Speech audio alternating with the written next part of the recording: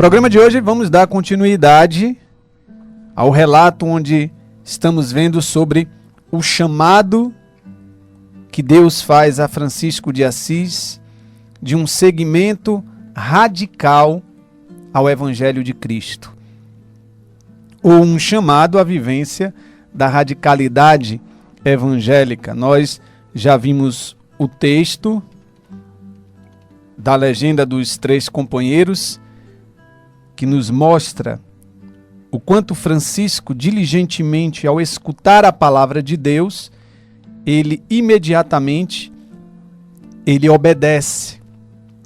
Vimos também no programa passado sobre o próprio significado da palavra obediência, né, que vem do latim, do obe audire, uma escuta com diligência, uma escuta com prontidão, uma escuta que cai na terra do coração. E dando continuidade, hoje vamos continuar falando sobre essa decisão, né? Francisco de Assis, ouvindo aquela palavra do Evangelho, onde Jesus orienta os seus discípulos a irem, enviando os seus discípulos a pregarem, diz que não levassem nada pelo caminho, nem ouro, nem prata, nem sacola, nem alforge, nem pão, nem bastão, nem calçados, nem duas túnicas. Imediatamente, Francisco de Assis começa a viver esta realidade. Agora, outra parte do texto que eu quero pegar aqui, que vai dizer o seguinte: tendo, pois, gravado na memória todas as coisas que ouvira, alegremente esforça-se por cumpri-las sem demora.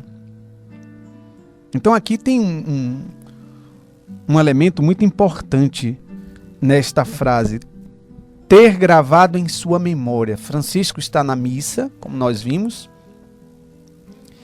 Ele ouve com diligência, com atenção ao Evangelho que está sendo proclamado. Aquela exortação que nosso Senhor Jesus Cristo dá aos seus apóstolos cai no coração de Francisco e diz o texto: tendo gravado em sua memória as coisas que ouvira, de forma alegre, esforça-se por cumpri-la. E aí, sem demora, ele vai fazer o despojamento da veste. Ele tinha um hábito, né, de vestes duplas, e ele toma para si uma túnica, né, quase um pedaço de pano desprezível, e veste-se com este pano. Mas eu quero refletir com vocês aqui exatamente esse ter gravado na memória as coisas que ouvira. E aqui, muitas vezes, nós precisamos voltar, né, utilizar esta faculdade que nos foi dada por Deus, a memória, que tem uma finalidade, né? Geralmente é na memória que ficam registradas lembranças boas e lembranças ruins também. Muitas vezes é necessário que peçamos a cura e a libertação a Deus da nossa memória, de registros negativos que ficaram na memória e que muitas vezes condiciona a vida de uma pessoa. Então também temos que apresentar ao Divino Espírito Santo essa faculdade, né? Essa potência da alma, que é a memória. E muitas coisas são gravadas na nossa memória.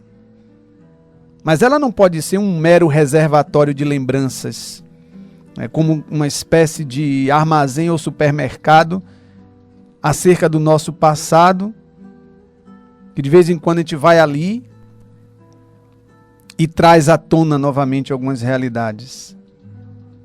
Na verdade, a memória, como uma faculdade criada por Deus para o homem, ela deve ser uma guardiã viva. Ela deve ser também para nós uma força renovadora. Porque também na sua memória, atenção para isso, na sua memória, hoje, também são registradas os feitos de Deus, as maravilhas de Deus. Por exemplo, com certeza, quem tem a experiência de passar por um milagre nas mãos de Deus, quantas pessoas, na verdade, são tocadas profundamente por Jesus, milagres, curas físicas, milagres de curas espirituais, e uma pessoa dessa não esquece mais, a não ser que ela venha ter um acidente, né, que venha atingir esta área do cérebro, que possa fragilizar, tornar enferma a memória. Mas uma memória sadia é uma memória que tem lembranças. Inclusive até fica registrado, como próprio do inconsciente, realidades, ainda no útero da mãe. Mas não vamos descer tanto aqui nessa realidade, né? Mas como eu estava dizendo, uma pessoa que tem uma experiência forte de um milagre que Deus realiza, uma cura, não tem como não ter esse registro. E muitas vezes é uma força renovadora. E nós somos convidados também a muitas vezes fazer memória dos feitos de Deus. Para o judeu, povo de Deus, né? O recordar, o fazer memória, o lembrar-se do passado, mas era um lembrar eficiente, né? Algo positivo. O fazer memória, lembra-te, Israel, de como Deus te tirou da escravidão do Egito. Então, para o judeu, fazer memória era retornar às origens dos grandes feitos de Deus, das maravilhas de Deus. Tanto é que na Santa Ceia, quando Jesus celebra com os seus apóstolos, que para nós hoje é a Eucaristia, Nosso Senhor, logo depois de elevar o pão e dizer isto é o meu corpo, elevar o cálice com o vinho e dizer isso é o meu sangue, ele vai dizer, fazei isto em memória de mim. Então, a Eucaristia, que nós hoje celebramos na Santa Missa, é o memorial da Páscoa de Jesus. É o memorial da paixão de Jesus. Que o termo, se eu não estou enganado, no hebraico é zikaron. Mas é uma memória, não como simplesmente uma lembrança. Quando nós celebramos a Eucaristia como memória de Cristo, não é uma lembrança. Ah, Jesus Cristo,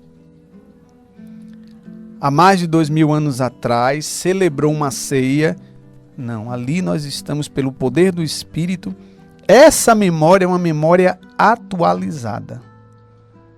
Verdadeiramente o Espírito torna presente, real, a pessoa de nosso Senhor Jesus Cristo. No pão que não é mais pão é corpo, e no vinho que não é mais vinho é sangue. Tanto é que, se você for prestar atenção, logo depois da consagração, o padre ele vai exatamente proclamar o que liturgicamente se chama anamnese. Ele vai dizer as palavras de consagração e depois ele vai pronunciar a anamnese, que é exatamente esse fazer memória que o Espírito Santo torna real a presença de Jesus.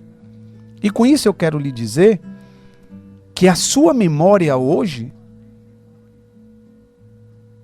fazer uma memória bíblica, fazer uma memória de uma experiência com Deus, fazer uma lembrança da onde Deus lhe tirou, do seu processo de conversão, isso é algo que, pelo poder do Espírito Santo de Deus, tem uma força de renovação, tem uma força de restauração na sua vida, que renova a própria fé e a esperança. E por isso que eu quis fazer menção, que parece ser algo tão simples, né? Ler assim São Francisco gravou em sua memória as coisas que ouvira. Mas por que é que Francisco quis gravar? Porque para ele tinha um valor intrínseco, tinha um valor incomparável. Porque aquilo ele vai querer ter para o resto da vida dele. Tanto é que ele vai esforçar-se por cumprir aquilo que ele ouviu e gravou na memória.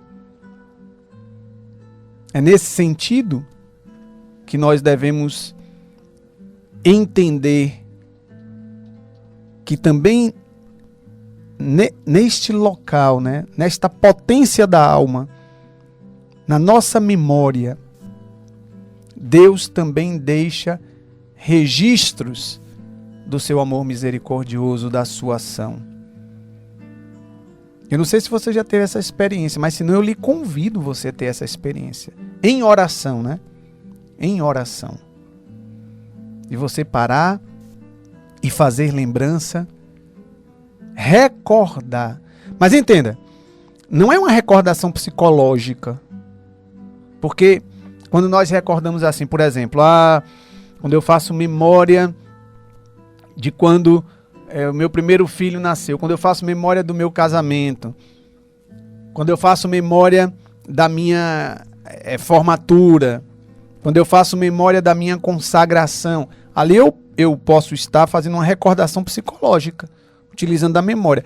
Mas quando eu faço uma memória sob o poder do Espírito Santo em oração, a memória dos feitos de Deus na minha vida, chamada memória bíblica, essa memória ela se atualiza. Algo dentro de mim muda. Ganha um novo sentido. Se torna uma força renovadora que me firma. E também muitas vezes a recordação psicológica, né, a memória propriamente dita assim, enquanto uma faculdade da nossa alma, né? Como uma recordação, também é boa. Quantas vezes a gente se anima, né? De nos lembrarmos de determinadas coisas, para dizer, lá atrás foi assim. Então, muito mais quando a gente submete isso, então a gente comunga isso junto com o poder do Espírito Santo. Então, São Francisco de Assis aqui diz o texto: tendo gravado em sua memória as coisas que ouvira, alegremente esforça-se por cumpri-las. E sem demora, abandona as vestes que utilizava e tomou sobre si uma túnica muito desprezível. Então, aqui um outro dado muito interessante é a troca, né? A troca de vestes. Aqui também tem algo muito caro que nós podemos refletir. É bem verdade que aqui nós falamos de uma troca de veste física. São Francisco usava um hábito, podemos dizer até um hábito melhor trabalhado. E quando ele ouve Jesus ali no Evangelho dizer, não, abandonem tudo. Não tenham duas túnicas, não tenham um calçado. Aí ele pega aquele hábito, que era um hábito mais trabalhado, um hábito talvez mais vistoso. Ele abandona, ele larga essa veste e toma para si uma túnica, um pedaço de pano, né? Desprezível, como diz o texto, desprezível e tosco, velho, né? Roto. Aquele pano de camisa, aquele pano de bermuda que já tem 10 anos, que se a gente forçar muito quando vestir rasga. Pois é, aqui existe a troca de vestes.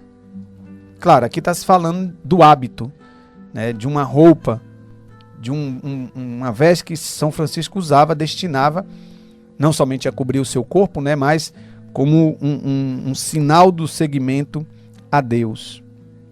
Mas também nós podemos refletir sobre esta mudança de veste como uma mudança de comportamento, como uma mudança de coração. Todo esse rico e precioso significado, né, pode transformar-se. Pode ser uma transformação em nossa vida. Por exemplo, quantas vezes, né? E quem nos conhece melhor do que, muitas vezes, nós mesmos, a nossa consciência, né? Aquela coisa que diz que não tem melhor, quem melhor nos conhece e sabe dos segredos do nosso coração é o nosso travesseiro. Quando a gente deita à noite, né? Nós sabemos quem nós somos, o que nós fazemos. Então muitas vezes nós temos as aparências, os disfarces, as nossas hipocrisias. É aquele velho ditado, né? Pessoa, quantas vezes já não foi dito de nós ou nós dissemos de alguém? Se você morasse, você saberia com quem você está falando, né? Então tem essa realidade, essa dimensão, essa questão dessa troca de vestes que acontece na vida de Francisco de Assis, por causa da palavra de Deus que irrompeu sobre ele, mas também vem nos convidar a nós fazermos a troca. Por exemplo, Francisco, ele profundamente tomado pelo amor de Deus, ele vai cada vez mais querendo mergulhar nesta perfeição evangélica, nesta vivência da radicalidade do seguimento a Cristo Jesus. Isso é uma grande mudança que nós devemos fazer, que é muito mais do que uma mudança de comportamento. É uma mudança de identidade, é o processo de conversão que todos nós somos chamados. E tudo isso São Francisco vivia pelo instinto divino, por aquele movimento do Espírito Santo. Por exemplo, ele vai começar a anunciar a perfeição evangélica a partir daquilo que ele começa a viver. Ele vai começar a pregar a penitência de algo que ele já vivia. Ele vai começar a falar sobre a necessidade da conversão ao evangelho, porque era algo que ele já fazia. Na verdade, o que os autores estão aqui querendo, os biógrafos estão querendo afirmar, é que São Francisco não age mais a partir de si, ou do seu amor, da sua busca, ou por aquela glória que ele tinha de ser um cavaleiro, mas ele vivia impulsionado, movido por aquele fogo que se acendeu em seu coração, a partir daquele encontro com o crucificado de São Damião, e que agora se tornava para ele o Cristo vivo do Evangelho. Então era a partir desse fogo que ele se fazia anunciador da perfeição evangélica. Era a partir desse fogo porque era uma consequência, né? Trocar as vestes que ele vai fazer já era uma consequência do que ele vivia dentro de si. Na verdade, toda conversão é sempre isso, é uma troca, é uma mudança, é uma busca. E Francisco, ele vai, e é essa obra que Deus quer realizar nele, se tornar cada vez mais um monumento vivo do Evangelho de Cristo, que nada mais é do que um seguidor de Cristo. E ele começa exatamente ouvindo com diligência o Evangelho que era proclamado dentro da Santa Missa, aonde ele procura gravar na sua memória, registrar, deixar marcado, para sempre atualizar. Esse é o sentido da memória bíblica, atualizar os feitos de Deus.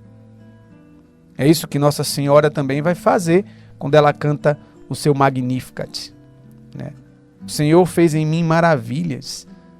É esse sentido, né? Nossa Senhora está fazendo memória dos feitos de Deus. No próprio cântico de Zacarias, né? Socorreu Isabel, seu servidor, recordando o seu amor. Fazer recordação.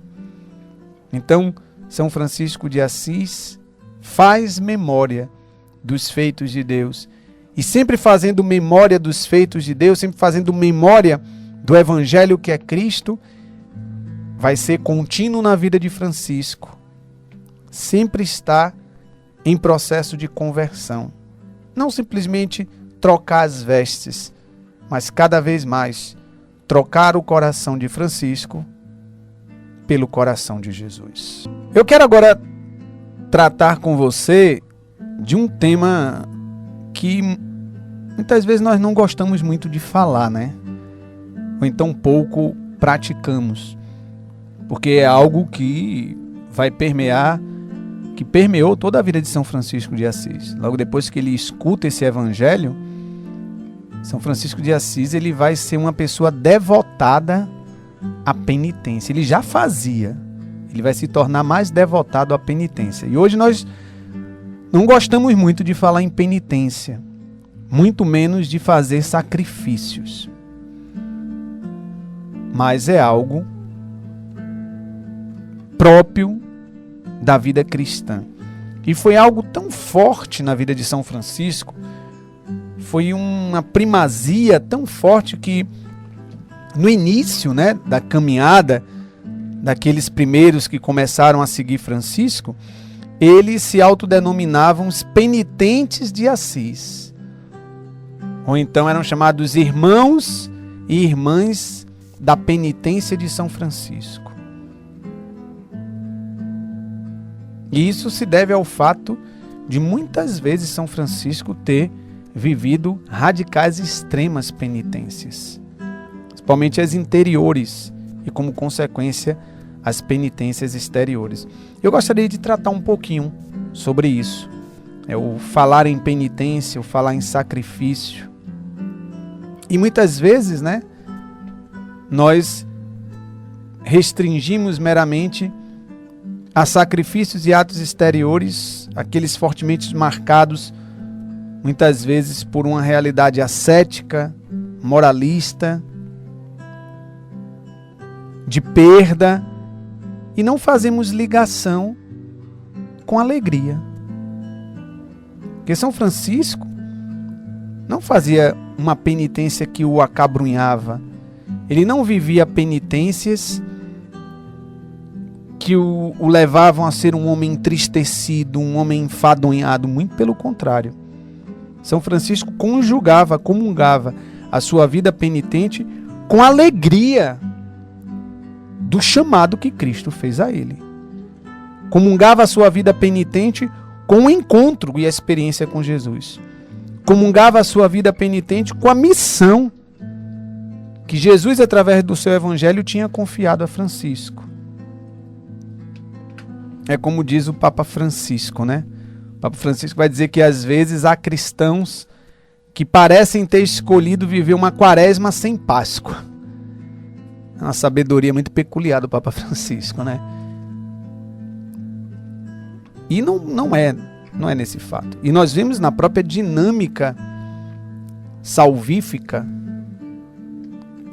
de Jesus Cristo pela humanidade e no próprio contexto, na dinâmica litúrgica que a Igreja nos convida a nós celebrarmos na Semana Santa, porque nós vivemos aquela Semana Santa que vai aos poucos nos introduzindo naquele itinerário do mistério da morte de Jesus. Jesus que agonia do horto, Jesus que é aprisionado, Jesus que vai à casa de Pilatos, que é flagelado, Jesus que carrega a cruz, Jesus que é morto. Mas que no terceiro dia, a Páscoa. Porque a dinâmica que Cristo deixa para o cristão não é somente uma dinâmica quaresmal. Por isso que o Papa Francisco vai dizer, parece que às vezes há cristãos que vivem como se tivessem escolhido viver uma quaresma sem Páscoa. É bem verdade que a vida penitente e a vida de sacrifícios vai impor rigor, perdas, renúncias. Mas para São Francisco de Assis, a prática da penitência sempre esteve ligada à experiência da sua vocação, à sua experiência com Cristo. Tanto é que quando ele tem aquela forte experiência com o crucificado da igrejinha de São Damião, ele quer de uma forma assim unir a sua vida à paixão de Jesus. Então também a vida penitente não deixa de ser uma prova de amor para com Deus, uma prova de unir-se a Jesus Cristo, que fez da sua vida um grande sacrifício, uma grande penitência, começando a deixar a intimidade da Trindade, o seio da Trindade, assumindo a natureza humana, fazendo-se homens, até chegar à sua morte de cruz. Então por isso que São Francisco de Assis, ele era um animado, um fervoroso, um zeloso pregador da penitência evangélica. Por isso que ele trazia essa sede, esse entusiasmo de convocar os homens para uma vida profundamente voltada para Jesus. Porque isso também é vida penitente. A própria conversão que você é chamado a viver é uma grande penitência. A busca de santidade é uma grande penitência. Porque só você sabe o quanto você tem que lutar. Só hoje você sabe, você e Deus melhor do que você. Sabe quais são as lutas que você tem que travar para ser santo. Quais são os pecados que você tem que vencer para ser santo. E isso não é coisa fácil. Isso não vai ser uma mágica, isso não vai ser nem mesmo um milagre que Deus vai fazer em você. Porque se nós vivêssemos, Deus chegasse assim, bom, agora eu vou fazer aqui um milagre.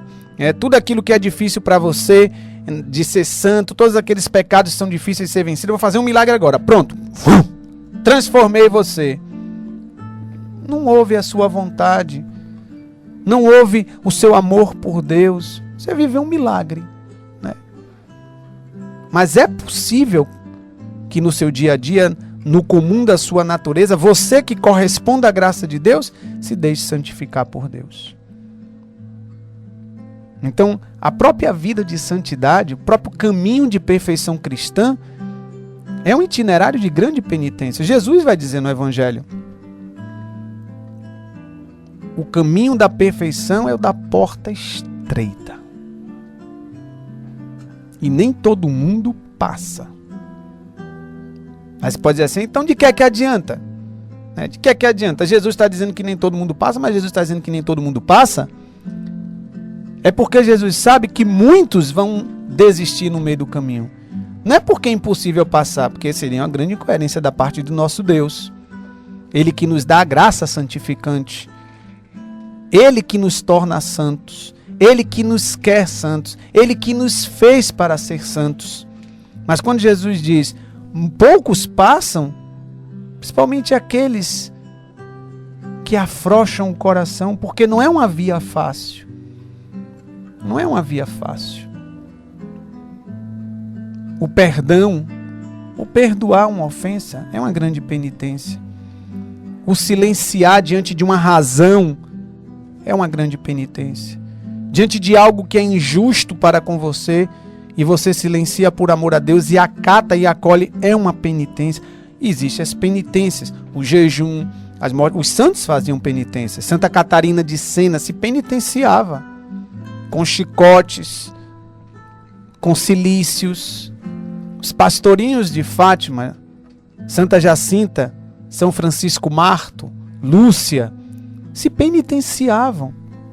Comiam mato, né? Comiam ervas, plantas, né? Para se penitenciar por causa dos pecadores. Existem as práticas de penitências próprias da tradição da igreja, as externamente, mas a grande penitência é a interior. E por isso Francisco de Assis, ele se enchia de entusiasmo quando ele pregava a penitência evangélica, convocando os homens para que se voltassem de novo para Deus, para que empenhassem todo o coração em amar a Deus, de toda a alma, de toda a mente, com todas as forças. Então, nesse sentido, né, é um fazer penitência, e aqui, pegando o Evangelho, é exemplo do filho pródigo do Evangelho. Um caminho de retorno à casa do Pai. Como vai precisar, né, de decisões árduas, de sacrifícios constantes, uma pessoa que passa por um processo de conversão. Fico imaginando um jovem desse do mundo hoje, né? Um jovem que é alcançado por Deus num evento de evangelização. Um jovem que é alcançado por Deus. Um jovem que está mergulhado de cabeça no mundanismo de hoje. E que vive aquela experiência poderosa do amor de Deus, que converte o cabra ali, da unha do dedo mindinho ao fio de cabelo da cabeça. E aí ele é tomado por aquela experiência do amor de Deus, uma experiência incomparável, inigualável. Ele a ponto de dizer, o que é isso, né? Abre os olhos. E aí depois vem os momentos de decisões. as tomadas radicais de decisão, de mudança de vida, é penitência. É o filho pródigo, né, que quando cai em si, reconhecendo a besteira que fez, ele diz: rapaz, na casa do meu pai, os seus empregados comem melhor do que eu aqui, porque agora eu não tenho nem as bolotas dos porcos, porque o dono dos porcos não deixa eu comer da comida dos porcos. Mas os empregados da casa de meu pai, então eu vou voltar à casa de meu pai. Primeiramente ele vai por um escrúpulo de consciência, né? Eu vou pedir perdão, vou dizer: olha, eu pequei mesmo, pai, né? Eu não tive vergonha na cara, procurei deixar a casa paterna, quebrei a cara, mas hoje estou aqui, me aceite pelo menos como um empregado teu. Mas esse filho é alcançado pelo olhar misericordioso do pai. E o pai sempre está pronto a receber o filho pródigo. E esse filho, com certeza, quando vive novamente a experiência do amor do pai, ele vai começar a viver um processo de penitência. Porque ele retorna à casa do pai. Ele não foi aceito como empregado. Ele retorna e é acolhido como filho. Então ele precisa fazer essa mudança. E isso também é penitência. Logo depois, os biógrafos, né, vão fazer questão de acentuar que as palavras de São Francisco não eram palavras vazias, ridículas, mas eram palavras cheias da virtude do Espírito Santo. São Francisco, quando pregava, não era uma pregação meramente que nascia dele, da sua razão, da sua inteligência, mas era uma pregação que nascia de uma raiz muito mais profunda, do fogo misterioso do Espírito, da sua experiência com o amor de Deus, de ter ouvido o Evangelho de Jesus e se inflamado. E a própria vida penitente de São Francisco era fruto dessa experiência. Então Francisco era um homem que estava constantemente diante da revelação de Jesus Cristo. E aí quantas coisas nós poderíamos aprofundar, né? Sei que nem todos que estão me ouvindo aqui talvez tenham chamado por Deus a pregar, a dar ensinamentos, a ensinar a doutrina da igreja, mas todos são chamados a evangelizar. Isso aí independe de condição, de raça, de cor, de cultura, de inteligência. Evangelizar é para todos. Ah, não, eu não conheço a Bíblia direito, eu não sei falar direito, eu não fiz teologia. Para evangelizar não precisa fazer teologia, filosofia. Para evangelizar só precisa ter uma autêntica vida cristã. Fomentar a experiência de Jesus Cristo na vida. Se deixar converter pelo Espírito Santo. Porque você vai falar, meu amigo, daquilo que Deus vai traduzir na tua vida. Porque Deus realiza uma obra na vida da pessoa. Deus não trabalha no vazio da tua vida. Deus trabalha em cheio na sua vida. A obra de Deus não se realiza em livros, no catecismo. A obra de Deus se realiza no concreto de um coração, de uma vida, de uma pessoa. Que melhor teologia existe para a igreja hoje do que a vida dos santos? Não tem melhor teologia do que a vida dos santos. Por isso nós devemos nos habituar a ler a vida dos santos. Não estou dizendo que deixe de ler outros livros. Leia o catecismo, leia. E quem sou eu, né? Eu sou um afervorado em dizer isso. Leia o catecismo. Lê livros, né? Se você gosta, se Deus lhe chama a isso, livros de doutrina, mas não existe teologia melhor do que a vida dos santos. Porque o que é a teologia, né? A própria palavra em si é um discurso de Deus. Teologia. Logia, ologia, estudo, teo, Deus. É um estudo de Deus, é um discurso sobre Deus. E que melhor ambiente para ter o discurso de Deus do que a vida daquelas pessoas que são transformadas pelo próprio Deus. Então São Francisco não era teólogo. São Francisco não tinha essas erudições todas. Mas aqui dizem os biógrafos, suas palavras não eram vazias, não eram qualquer coisa. Muito pelo contrário, eram palavras cheias de simplicidade, mas cheias da virtude do Espírito Santo. Porque São Francisco, ele fazia quando ele pregava, ele evangelizava, ele fazia uma leitura daquilo que Deus estava fazendo na vida dele. Na vida de São Francisco, no tempo de São Francisco não tinha catecismo, ele não tinha posse esse livro todo, ele falava com aquilo que ele experimentava. Então você também hoje é chamado a evangelizar através da obra que Deus faz na sua vida. Faça memória do que Deus tem feito. Olhe para si, veja o quanto Deus tem lhe transformado. É muito diferente uma pessoa falar do amor de Deus com base na teoria, na teologia, e uma pessoa falar do amor de Deus com base na experiência da sua vida. Confere autoridade no testemunho. Não são simplesmente palavras. A pessoa confere autoridade. Deus autoriza a pessoa a falar em nome dele, por saber que aquela pessoa é uma terra. Terreno do coração se deixa moldar pela vontade de Deus. Eu espero que tenha sido de utilidade, que Nossa Senhora, São Francisco de Assis, possa intercedendo por nós, nos ajudar um pouco mais com essas reflexões de hoje. O gravar na memória os feitos de Deus, sempre utilizar essa potência da alma que é a memória, para atualizarmos as lembranças do quanto Deus tem feito na nossa vida. A mudança de coração, a troca de vestes que São Francisco faz. E essa dimensão da vida penitente, do buscar fazer sacrifícios, corresponder à obra de santidade de Deus, que nos fará verdadeiras testemunhas, evangelhos vivos também,